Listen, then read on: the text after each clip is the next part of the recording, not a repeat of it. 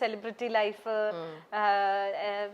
എപ്പോഴും യാത്ര, എപ്പോഴും ഇങ്ങനെ ചാനൽസ്, TV അങ്ങനെയൊക്കെ ആളുകൾ കാണുമ്പോൾ ഭയങ്കര ഇതായിട്ടൊക്കെ തോന്നുമെങ്കിലും അതിന് പിന്നിലൊരു സ്ട്രഗിൾ ഉണ്ട്.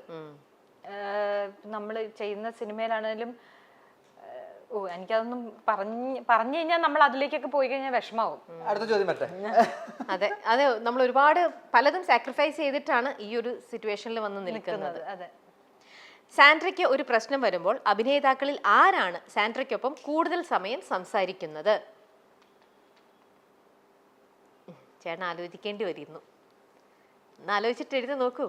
ആരുമായിട്ടാണ് സാൻഡ്ര അഭിനയിക്കുന്നവരിൽ ആക്ടേഴ്സില് കൂടുതൽ സമയം സാൻഡ്ര സംസാരിക്കുന്ന ആരുമായിട്ടാണ്?